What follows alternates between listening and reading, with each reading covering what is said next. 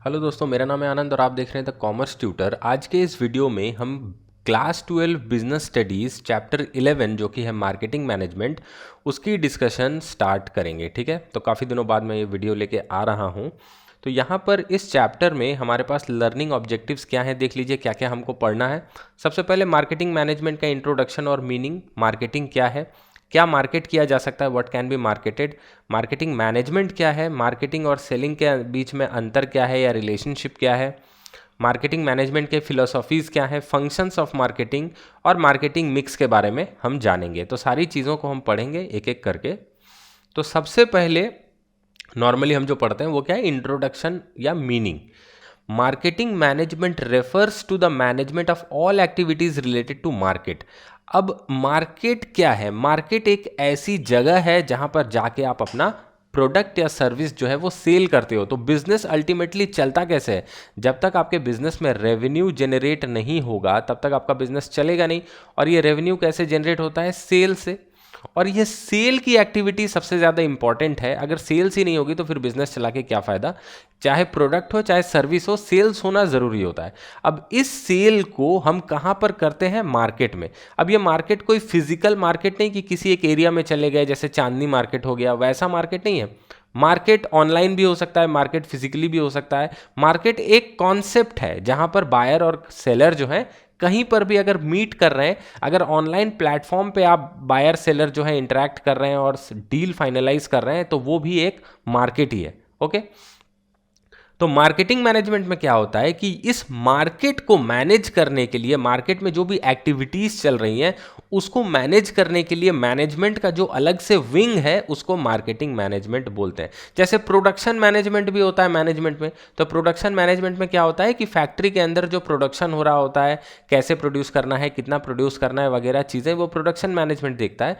तो मार्केट को कैसे हैंडल करना है, मार्केट में कंज्यूमर्स को कैसे हैंडल करना है, सेल्स कितनी करनी है, कैसे करना है, क्या प्रोडक्ट लॉन्च करना है, ये सारी बातें जो मार्केट से रिलेटेड है वो मार्केटिंग मैनेजमेंट में कवर होता है।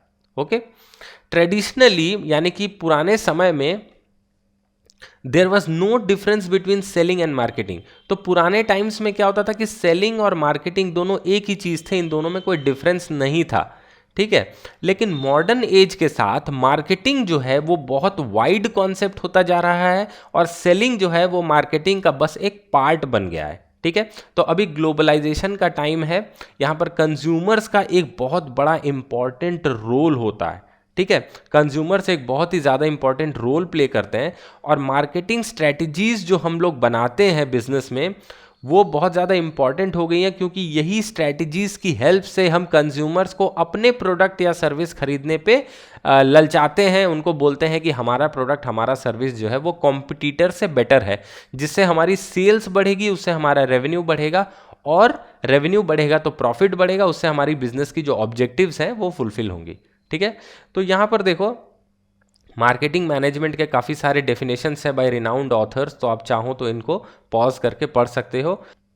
All the modern definitions of marketing are based on the philosophy that satisfaction of consumers is the basic purpose of business.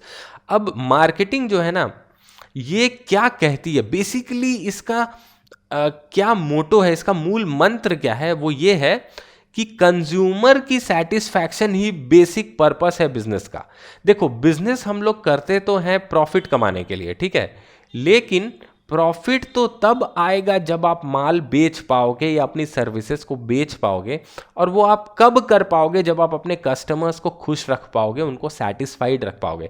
यानी कि अगर आप अपने कस्टमर्स को ऐसे प्रोडक्ट्स और सर्विसेज दे पाओगे वाजिब दाम में जो कंज्यूमर्स की वांट्स और नीड्स को सेटिस्फाई करते हैं, उनको सेटिस्फैक्शन प्रोवाइड करते हैं, तभी जाके आपका बिजनेस जो है वो ग्रो होगा। और एक तरह से बिजनेस का ये बेसिक पर्पस ही है। ठीक है, कि कस्टमर्स के वांट्स को, नीड्स को सेटिस्फाई करना, उनके सेटिस्फैक्शन से ही हमको पैसे कमाने हैं। ठीक है, उनको निराश करके कभी भी कोई बिजनेस बड़ा नहीं बन सकता, प्रॉफिट नहीं कमा सकता। तो ये मूल मंत्र है, सेटिस्फैक्शन ऑफ कंज्यूमर्स। ठीक है, अब देखो मार्केटिंग शब्द क्या है, मार्केटिंग का क्या मतलब है। मार्केटिंग एक सोशल प्रोसेस है by which individuals and groups obtain what they need and want through creating, offering and freely exchanging products and services of value with others. तो मार्केटिंग में क्या है कि एक सोशल प्रोसेस है जहाँ पर कुछ लोगों को कुछ चीज़ें चाहिए होती हैं, जैसे मैं और आप हैं, हम लोगों की कुछ नीड्स एंड वांट्स होते हैं, ठीक है। और इन नीड्स एंड वांट्स को सेटिस्फाई कैसे किया जा सकता है? Through goods and services. तो गुड्स या सर्विसेज से इन नीड्स एंड वांट्स को सेटिस्फाई किया जा सकता है। जैसे मान लो एक छोटा सा एग्जांपल, मेरी एक नीड है, मुझे अभी भूख लगी, ओके। और गुड्स क्या हो सकती है? पिज़्ज़ा हो सकता है। तो मैंने फ़ोन लगाया, पिज़्ज़ा ऑर्डर किया, पिज़्ज़ा मेरे पास आ गया। तो मेरी एक नीड थी, उसको सेटिस्फाई किया गया किस तरह से? एक गुड को देकर। तो ये हो गया एक सोशल प्रोसेस। और यहाँ पर नीड्स एंड वांट्स को क्रिएट करने के बाद exchange of products and services के थ्रू जो है ये नीड्स एंड वांट्स सेटिस्फाई होती है और इससे वैल्यू भी क्रिएट होती है। तो ये पूरा कैसे काम करता है ये हम देखेंगे। देखो, मार्केटर्स जो है ना, ये बहुत हार्ड वर्क करते हैं। हार्ड वर्क क्यों? हार्ड वर्क करके ये पता लगाते हैं कि जो कस्टमर्स हैं उनकी क्या नीड्स एंड वांट्स हैं। अब देखो, नीड्स एंड वांट्स में एक बेसिक डिफरेंस है। नीड जो है वो होती है हमारी बेसिक ज़रूरतें, जैसे रोटी कपड़ा मकान। हमें भूख लगती है, हमें प्यास लगती है तो हमको पानी चाहिए, भूख लगती है तो खाना चाहिए, हमें कपड़े चाहिए, जूते चाहिए अपने बॉडी की प्रोटेक्शन के लिए। तो ये तो हो गई बेसिक नीड्स, ये सबको चाहिए होती है।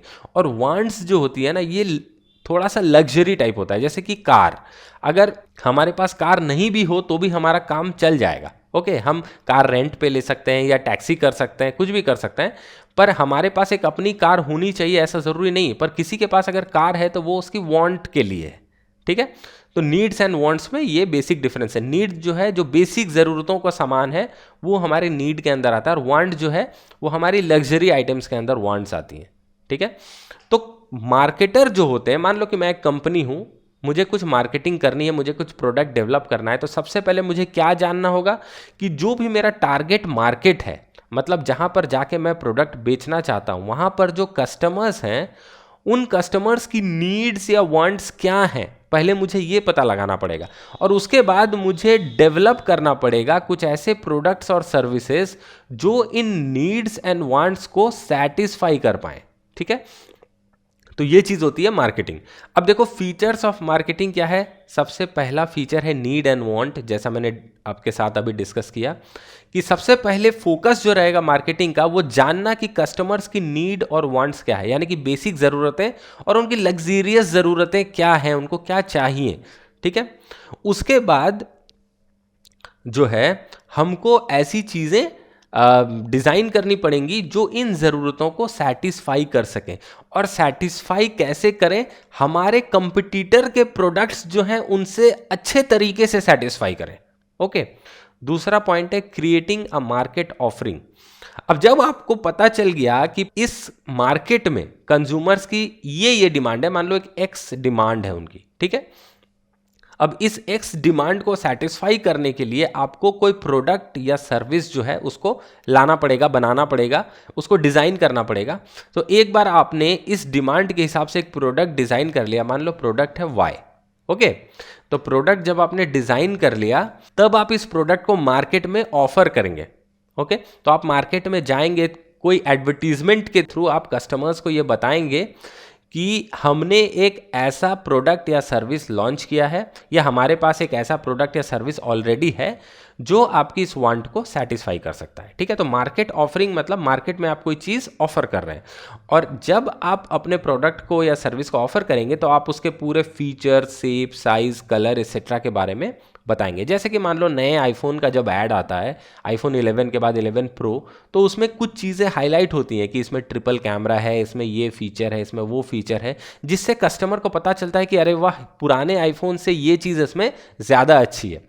आईफोन ही नहीं, किसी भी और आप सैमसंग गैलेक्सी नोट सीरीज़ का ले लो, तो उसमें हर बार कुछ नए फीचर्स ऐड होते हैं, और वही नए फीचर्स जो है उसके एडवर्टाइजमेंट में रिफ्लेक्ट किए जाते हैं, ताकि कस्टमर को पता चले कि पुराना गैलेक्सी छोड़ के नया खरीदने का समय आ गया, क्योंकि इसमें ये नए और एडवांस्ड फीचर्स हैं, ठीक है। तो उसको कहते हैं एक मार्केट ऑफरिंग, ठीक है। आपको हमेशा मार्केट ऑफरिंग जो है वो देते समय ये दिमाग में रखना चाहिए कि जो आपका प्रोडक्ट या सर्विस है वो अच्छा होना चाहिए, और उससे कस्टमर को जो है सेटिस्फैक्शन मिलनी चाहिए, ठीक है। ऐसा प्रोडक्ट और सर्विस आपको ऑफर करना चाहिए जिससे कस्टमर को सेटिस्फैक्शन मिले, ठीक है। अब थर्ड पॉइंट है कस्टमर वैल्यू। इस चीज़ को बहुत ध्यान से समझना है, ठीक है। तो इसलिए अपना पूरा अटेंशन अभी डिस्कशन पे ले आओ। तो कस्टमर क्या होता है ना, कस्टमर किसी भी प्रोडक्ट को खरीदने के लिए तभी तैयार होता है एट अ गिवन प्राइस जब वो ये समझता है कि इस प्रोडक्ट से मुझे सेटिस्फैक्शन मिलेगा, यानी कि मुझे वैल्यू मिलेगा, ठीक है। अब जैसे मैं पिज़्ज़ा का एग्जांपल लेता हूँ, ठीक है। पिज़्ज़ा जनरली 199 या मान लो आजकल तो 99 रुपीज़ में भी आते हैं, ओके।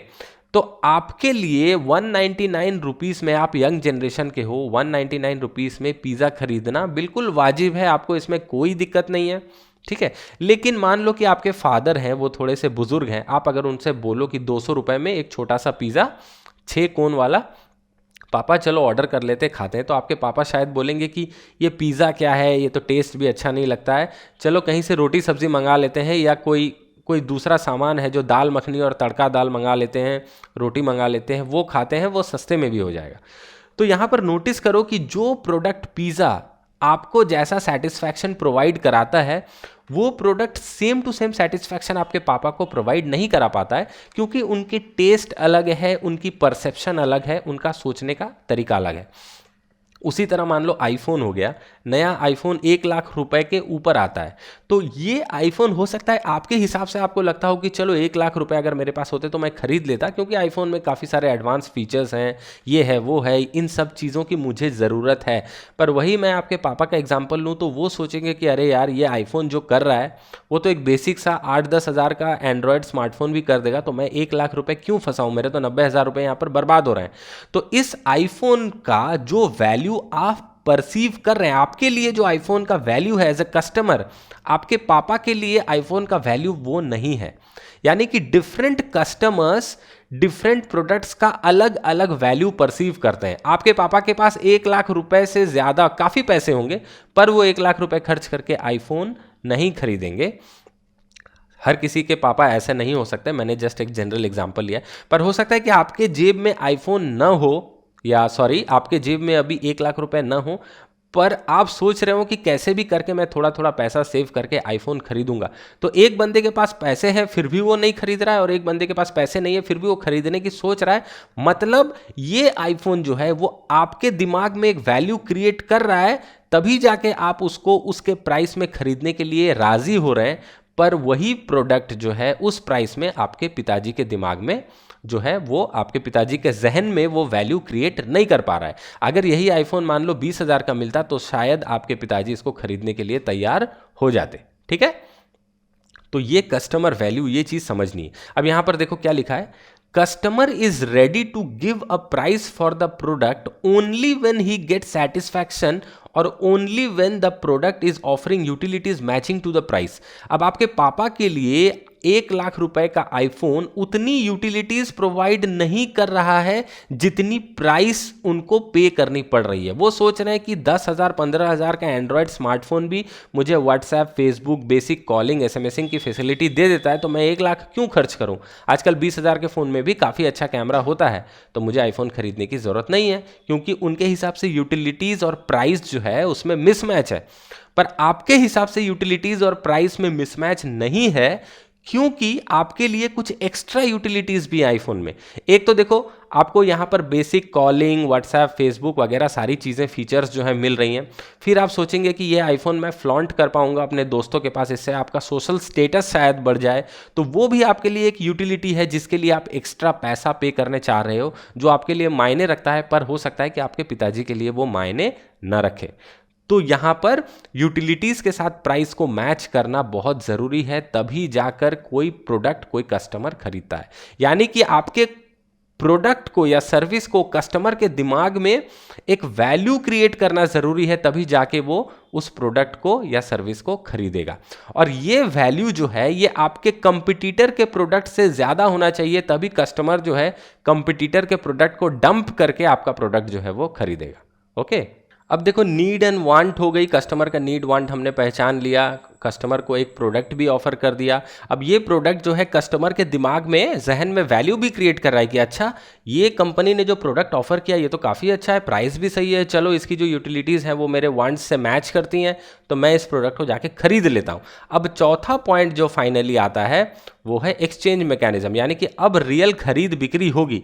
इतनी देर तक तो हम कस्टमर्स के वांट्स को, फिर मार्केट में प्रोडक्ट ऑफर करना यानी कि ऐड करना, उसके बाद कस्टमर को वैल्यू परसीव कराना, ये सब में फंसे हुए थे। अब जाके एक्चुअल काम होगा, यानी कि exchange of products and services against money और मनीज वर्थ, ये होने वाला। यानी कि प्रोडक्ट हम एक हाथ देंगे और दूसरे हाथ से कस्टमर से पैसे लेंगे।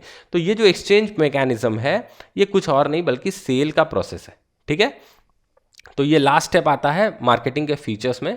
तो कस्टमर क्या करता है, पैसे देता है और इन रिटर्न वो वैसी प्रोडक्ट्स एंड सर्विसेज हमसे खरीद के ले जाता है जिससे उनके नीड्स एंड वांट सेटिस्फाई होते हैं। ठीक है, तो ये एक्सचेंज जो है कभी कभी directly between manufacturer and customer होता है, या कभी कभी थ्रू मिडिलमैन। ये हमने बिजनेस में पहले भी क्लास 11 में पढ़ रखा है कि मैन्युफैक्चरर और कस्टमर के बीच में डीलर, होलसेलर, रिटेलर वगैरह लोग होते हैं। तो ये सारी चीज़ें उतना ज़्यादा रिलेवेंट है नहीं यहाँ पर। Exchange is the essence of marketing. तो सारी मार्केटिंग हम क्यों करते हैं फाइनली, ताकि ये सेल हो सके, किसी प्रोस्पेक्टिव कस्टमर का पैसा हम ले सकें और उसको अपना प्रोडक्ट थमा सकें। तो यही हमारा मेन टारगेट होता है पूरे मार्केटिंग मैनेजमेंट के पीछे। ठीक है, तो यहाँ पर देखो मार्केटिंग के लिए या एक्सचेंज के लिए क्या क्या चीज़ें ज़रूरी होती हैं। 2 पार्टीज मिनिमम होनी चाहिए, एक बायर या सेलर, एक बायर और सेलर, या आप इसको बायर को आप बोल सकते हैं कस्टमर और सेलर को बोल सकते हैं मार्केटर। ठीक है, दूसरा पॉइंट देखो, both parties must have something viewed valuable by each other. अब देखो बायर जो है उसके लिए तो सेलर का जो प्रोडक्ट है या मार्केटर जो प्रोडक्ट ऑफर कर रहा है उसमें उसको वैल्यू दिखना चाहिए। जैसे कि मैंने आपको बोला कि आपके पिताजी के जहन में आईफोन की उतनी वैल्यू नहीं है जितनी उसकी प्राइस है। ठीक है, लेकिन आपके जहन में है। तो आईफोन के बायर कौन बनेंगे, आप बनेंगे, आपके पापा नहीं बनेंगे। या पिज़्ज़ा के बायर कौन बनेंगे, आप बनेंगे, आपके पापा नहीं बनेंगे, क्योंकि पापा जो है वो दाल रोटी पसंद करने वाले हैं और आप न्यू जनरेशन के पिज़्ज़ा पसंद करने वाले हैं। तो जो प्रोडक्ट ऑफर किया जा रहा है वो आपके लिए वैल्यूएबल होना चाहिए। और वैल्यूएबल कब होता है, जब आपको प्राइस एंड यूटिलिटीज मैचिंग मिलती है। ठीक है, तो जो प्राइस आप पे कर रहे हैं उस हिसाब से आपको ऐसा लगता है कि वो उतनी यूटिलिटीज मुझे दे रहा है। ओके, तो जब ऐसा होगा तभी जाके ये एक्सचेंज मैकेनिज्म या सेल जो है वो हो पाएगी। और बोथ पार्टीज के लिए बोला है वैल्यूएबल, तो बायर के लिए तो सेलर का प्रोडक्ट जो है वो वैल्यूएबल होना चाहिए, और सेलर के लिए बायर के पैसे, ऑब्वियसली, क्योंकि सेलर प्रोडक्ट के बदले या सर्विस के बदले क्या लेगा, बायर से पैसे लेगा, तो वो पैसे उसके लिए वैल्यूएबल होने चाहिए। Both parties are free to accept और रिजेक्ट द ऑफर। अब मैं सामान बेच रहा हूं और आप सामान मेरे यहां पर खरीदने आए हो, इसका मतलब ये नहीं कि जबरदस्ती आपको सामान खरीदना ही है और मुझे सामान बेचना ही है। ठीक है, कोई कस्टमर अगर मेरी दुकान में आता है कोई प्रोडक्ट खरीदने और मुझे उस कस्टमर की शक्ल पसंद नहीं आती, मान लो भाई, मतलब मैं एक एग्जाम्पल के तौर पे बोल रहा हूँ, और मेरे पास प्रोडक्ट रखते हुए भी मैं अगर उस कस्टमर को रिजेक्ट कर देता हूँ कि जाओ भाई मेरे पास है नहीं, मैं तुमको बेचूंगा नहीं, तो इसमें कोई कुछ नहीं कर सकता। ठीक है, यहाँ पर कोई लीगल बाइंडिंग नहीं है कि मैंने दुकान खोली है तो मुझे कोई भी कस्टमर आएगा तो उसको बेचना ही पड़ेगा। मेरी मर्जी मैं किसको बेचूंगा, और कस्टमर की मर्जी, अगर वो दुकान में चला गया, किसी प्रोडक्ट को हाथ में ले लिया, उसका दाम वगैरह पूछ के बार्गेन कर लिया, तो उस पर कोई जोर जबरदस्ती नहीं है कि उसको वो प्रोडक्ट खरीदना ही पड़ेगा। ओके, ये चीज आपको पता है। तो both parties they are free to accept और reject the offer. Okay, fourth point है, each party feels desirable to deal with the other. अब दोनों पार्टीज में एक दूसरे से डील करने की इच्छा होनी चाहिए। ठीक है, बायर को सेलर से खरीदने की इच्छा होनी चाहिए और सेलर को बायर को बेचने की भी इच्छा होनी चाहिए। पांचवा पॉइंट है, each party is capable of communication and delivery. दोनों पार्टीज जो है, बायर और सेलर, दोनों केपेबल ऑफ कम्युनिकेशन होना चाहिए, यानी कि दोनों को एक दूसरे से बात करना आना चाहिए। जैसे कि मान लो बायर को सिर्फ तमिल आती है और सेलर को बंगाली आती है, तो फिर उन दोनों में बातचीत जो है पॉसिबल नहीं हो पाएगा। ठीक है, तो कम्युनिकेशन नहीं हो पाएगा तो एक्सचेंज का प्रोसेस भी नहीं हो पाएगा। और डिलीवरी जो है, दोनों पार्टीज जो है केपेबल ऑफ डिलीवरी होना चाहिए। अब एक पार्टी को क्या डिलीवर करना है, प्रोडक्ट या सर्विस, और दूसरी पार्टी को क्या डिलीवर करना है, मनी।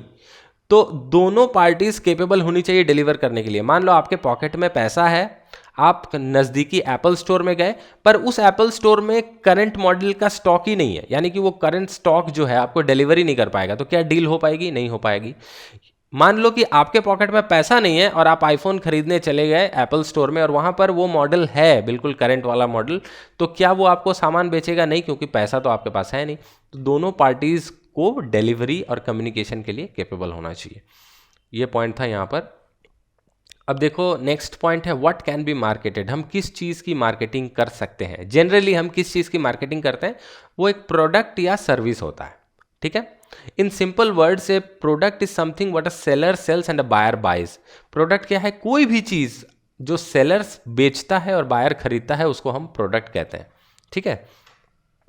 तो कोई भी चीज़ जो आप मार्केट में ऑफर करते हो कस्टमर की नीड या वांट को सेटिस्फाई करने के लिए, वो प्रोडक्ट होता है। देखो यहाँ पर डेफिनेशन लिखा हुआ है, product does not always refers to physical product only from marketing point of view.